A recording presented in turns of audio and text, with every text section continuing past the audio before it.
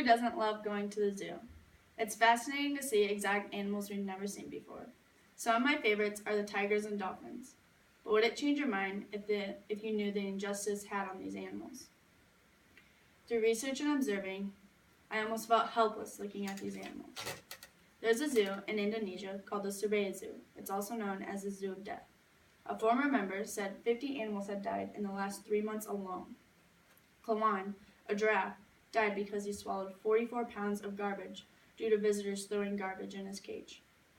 Another, a tiger named Rozik, died because he ate so much meat covered in formaldehyde, his digestive tract rotted away. But not just ingesting things caused these animals to die.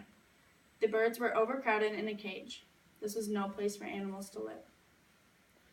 In some zoos, this is not just the only zoo, there's other zoos around the world, are not feeding their animals and are overbreeding these animals to sell them on the black market.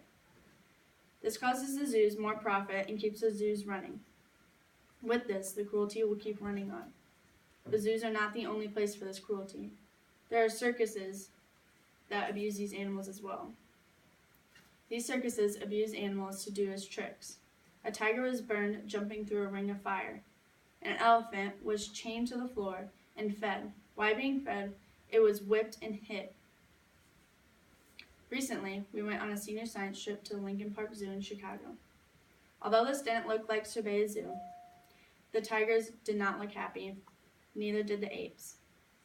On the downside of the zoo, it was free, so it only went off of free will donations. I believe this is a bad thing because these zoos need to be able to keep up with the money standards to feed these animals and keep up with the habitats. Although the enclosure space was small, the animals were very crowded in there too. There's a silverback gorilla in there along with 5 other baby monkeys or apes.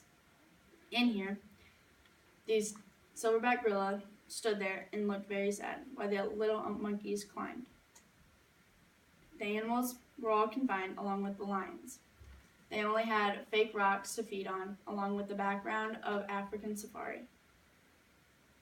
But I didn't notice this when I was 7 years old at the Minnesota Zoo.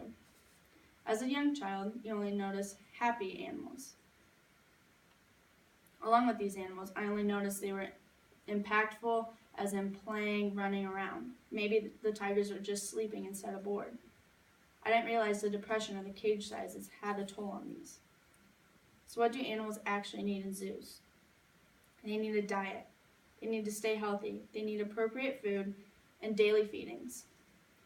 With appropriate food, they need the nutrients to keep feeding.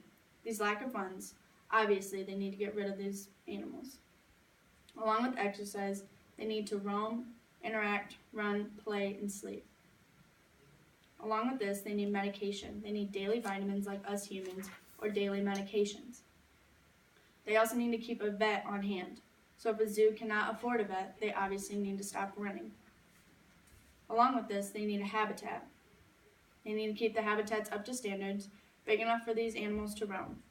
Along with big enough, they also need temperature-wise, like the polar bears need to be in below freezing, or dolphins need to be at a specific temp for waters. Along with the waters, they need to be able to swim big enough, like penguins. They also need things to play with, like apes. This can all cause a chain reaction in the psychological impact. The psychological impact on these could all become depressing.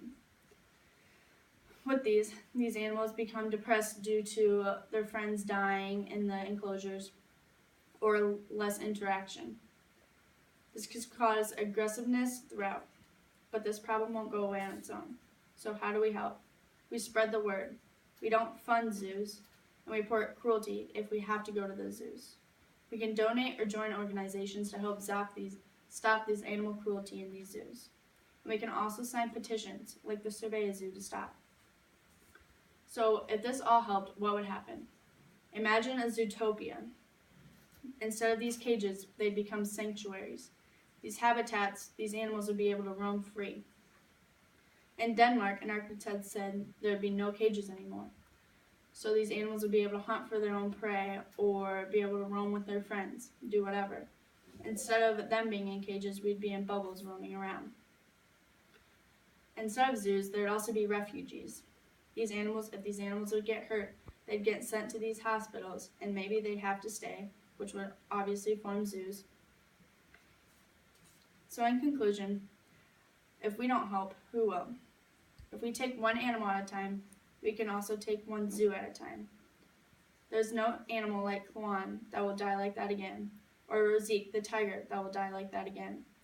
Being aware, going to zoos, looking at the cruelty and reporting it, being alert and educated about these animals and spreading the word will help these animals survive